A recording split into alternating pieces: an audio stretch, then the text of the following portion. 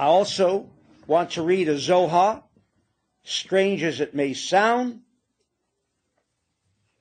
which again indicates the awesome power that existed and continues to exist in Persia. Because all of us could have asked the question. There were Jews left after the destruction of the first temple in Israel. Not all Jews were banished from Israel. Why? Why did it happen in Persia? And what is even stranger than the fact that for the first time there was a revelation enough and sufficient for all of mankind to benefit from this light, the action of the Persian Jews in Persia at that time? I read you the finale of the scenario. It began in Persia, and how is it going to end? How is it going to end? Who knows? Are we prophets? But because we do not have to be prophets, says the Zohar, if we can only access into the information contained in the Zohar, we are then already prophets. We don't have to guess. We can tell what the future is going to consist of, and then intelligently observe the movements around us. Says the Zohar in Parshat Shlach Lecha, talking about Moshiach.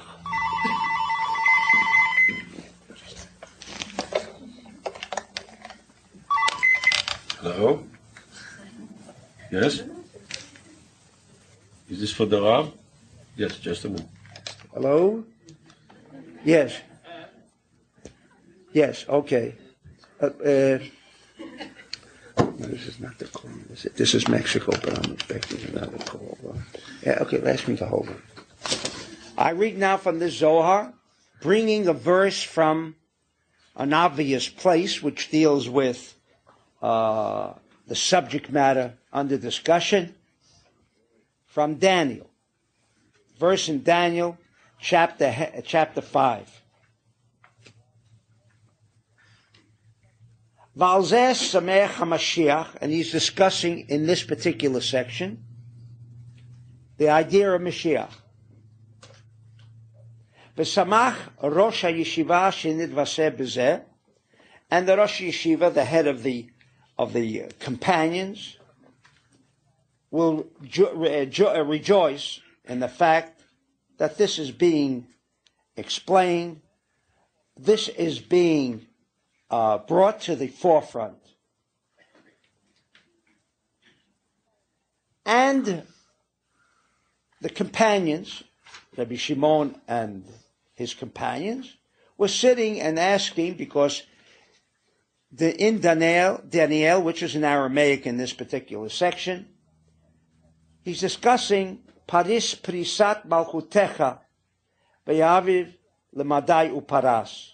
Speaking about Mashiach, he discusses again Paras Umadai. Paras Umadai, as we will read this evening, refers to Persia. And the idea that Mashiach has to do with Persia, again, finished. History has already made its imprint on mankind. We Jews here and all over the world where they understand what the Megillah is about will take advantage of the reading this evening. But what does Persia now have to do with Mashiach? Amalo kachu vadai. Zohar says absolute. Absolute. The idea of Mashiach, again, Mashiach will be bound up with Paras. Going to be bound up again with Persia, like we could never get rid of the Persians. Paris Prisat Malchutecha Harasha'a al Yedei Mashiach Ha'acher. There will be a war. The Mashiach Acher, there'll be two Mashiachs. Without going into the details, Mashiach ben Yosef and Mashiach ben David.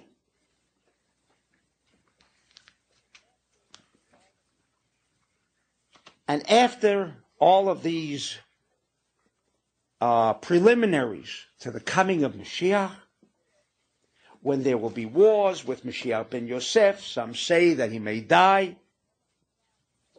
V'achar kach yishlot melech pras v'yichvosh harbei meluchot. That Persia, in the time of Melech HaMashiach, will again take control over the entire world as it once did. I can tell you personally, I have seen the plan. Plan that was established in 1976 in Persia on how to take control over the entire world. I saw it. And it's on schedule. V'yichvosh harbei meluchot. They will capture all of the countries. V'hu yishlat al eretz hakdosha. Not only will he rule all over the world, but he will also rule over Israel. Yud Bet Chodesh. His presence will be in Israel. Or will we think the invincible Israel, b'li ayin hara, let it remain so, will remain. Not under the circumstances that they present themselves. It doesn't appear how they could remain. But we believe that we are invincible in Israel. V'hu yishlot al eretz hakdosha yud beit chodesh. V'hu yishlot v'yaharog rabim. And he will slaughter and annihilate many in Israel. Ubetocham. And amongst them, Mashiach Ahu, Mashiach ben Yosef. Ve'achar kach yipol melech paras, and only then, after the 12 months, shall he fall. Very strange coincidence. Here we talk about the first time, and unfortunately, the only time that the Jews experienced Mashiach was during the time of Esther and Mordechai. Now again, in our time, that same country will emerge as the world power.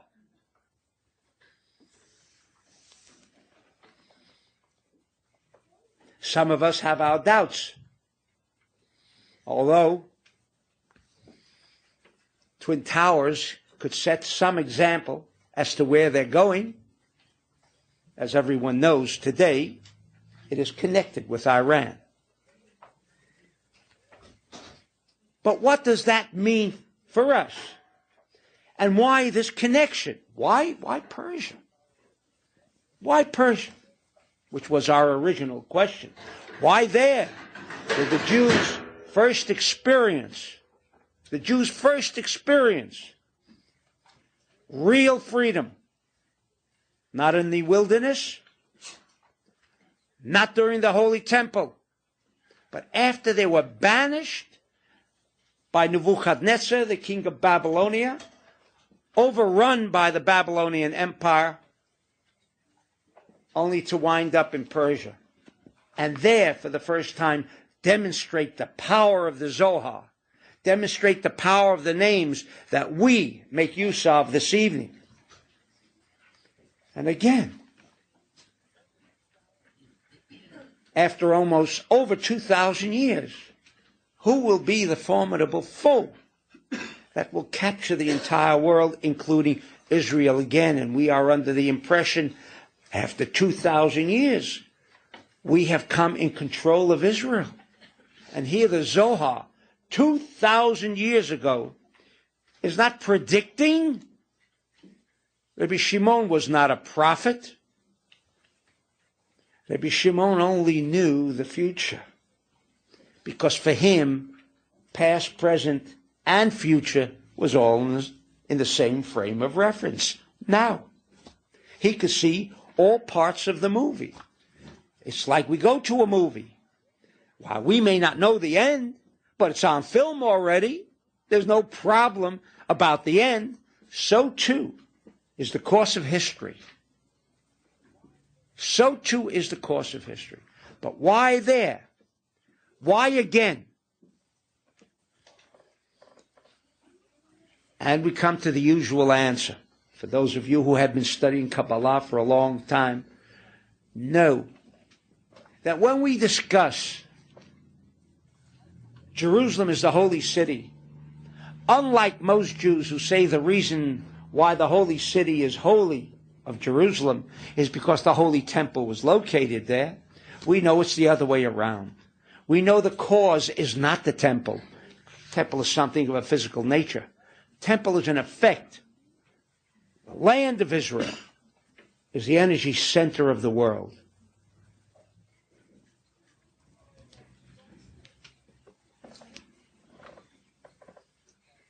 The energy center mentioned in Bereshit by the Zohar in detail,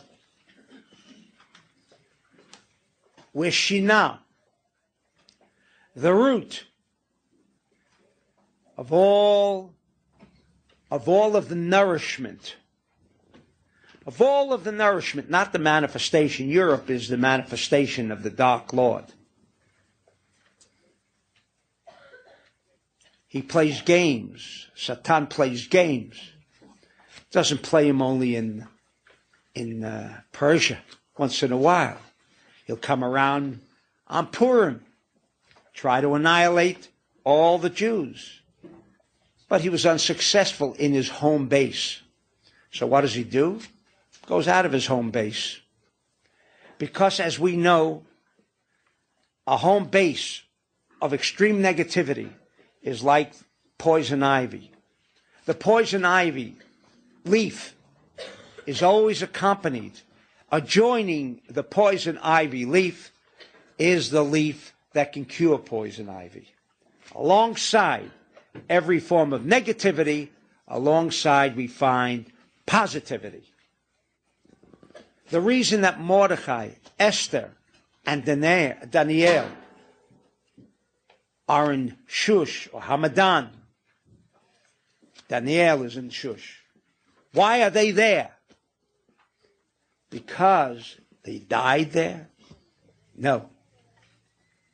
Because they, for all subsequent generations, whether the Jews had an idea of making use and utilizing Mordechai and Esther and Daniel, unfortunately Jews have never dreamt of taking advantage. They would go there and ask for a blessing. Little did they know that you just don't go there for a blessing. You've got to connect with them. They're not physical human beings that we come and there we are. They're connections. Those connections are mentioned in the Zohar. How do you connect when you go to visit Mordechai and Esther or Daniel? They didn't know. The reason they're there is because they, as Persia, will be dealing with the exile. With the exile. It is that buffer. When used, it is the buffer to keep the negative aspect, the Gehenom, which the source is in that area. The root, the origin of Satan is located in that area. It's like Bavel. Today, Saddam Hussein, they are there. So that if we can connect and tap their energy because they have connected to the positive side, to the positive energy that must of necessity exist there, so as to create a security shield around Satan, around his wellspring of energy. God has never created evil in the world without an appropriate accompanying magen, without an accompanying shield to secure ourselves. What we are doing this evening is connecting with Mordechai and Esther. We're connecting with Daniel so that we can tap the energy, as I will read from the Zohar. Why was his name Mordechai? That was his name. That's the kind of response you'll always get. That was his name. Not so, says the Zohar. Mordechai is a code, just as Esther is a code. And without the revelation of the Zohar and the Yeri HaKadosh, we have no access. All we can think about is physical ingenuity, how to escape, how to remain survivors as opposed to being victims, rather than take the initial step forward in creating for us, wherever we're located, wherever we are, to prevent disaster from befalling us. And therefore, tonight, we make that connection because Persia deals with the exile. Persia deals with the exile. In annihilating Satan, we must make those connections. That's what they did. That is exactly the methodology by which they were able to contain Satan and his horde.